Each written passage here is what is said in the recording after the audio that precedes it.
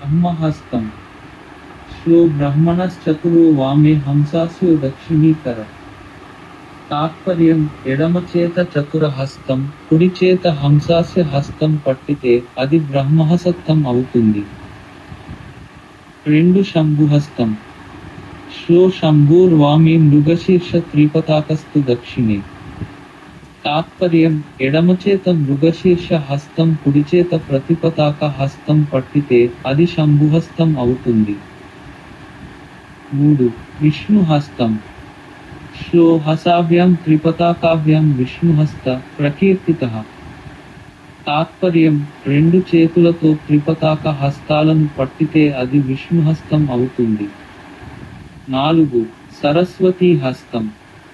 శ్లో సూచీకృతే దక్షిణేక రథచంద్రే వామకరే తథా. సరస్వత్యా కర ప్రోక్త భరతాగమ వేదివి. తాత్పర్యం కుడిచేత సూచీ హస్తం, ఎడమచేత అర్ధచంద్రం హస్తం పట్టితే అది సరస్వతీ హస్తం అవుతుంది. శ్లో ఊర్ధ్వాధః ప్రసృత వర్ణచంద్రాభేగి వామదక్షిణ. అభయో వరద శైవ పార్వత్యా కర ఈరితః. తాత్పర్యం ఎడమచేత అర్ధచంద్ర హస్తాన్ని ఎడమ ప్రక్క వరద హస్తంగా క్రిందకు, కుడిచేత అర్ధచంద్ర హస్తాన్ని కుడి ప్రక్క అభయహస్తంగా పైకి పట్టితే అది పార్వతీ హస్తం అవుతుంది.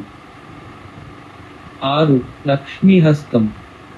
శ్లో అంశోపకంఠే హస్తాభ్యాం కపితాభ్యాం శ్రియ కరః.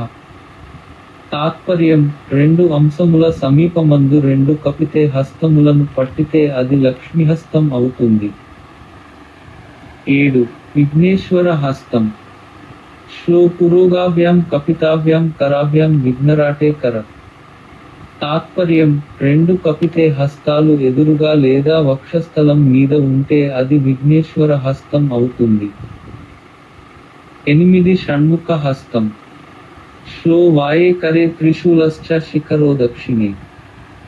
ఊర్ధ్వం గతే షణ్ముఖ స్వహస్త స్వాదితి కీర్తి 1. తాత్పర్యం ఎడమచేత త్రిశూల హస్తం, కుడిచేత శిఖరహస్తం పట్టి పైకి చాపితే అది షణ్ముఖ హస్తం అవుతుంది. 9 మన్మథ హస్తం. శ్లో వామే కరేతు శిఖరో దక్షిణే కటాముఖ. మన్మథన్యకర ప్రోక్తో నాట్యశాస్త్రార్థ కోవిదై.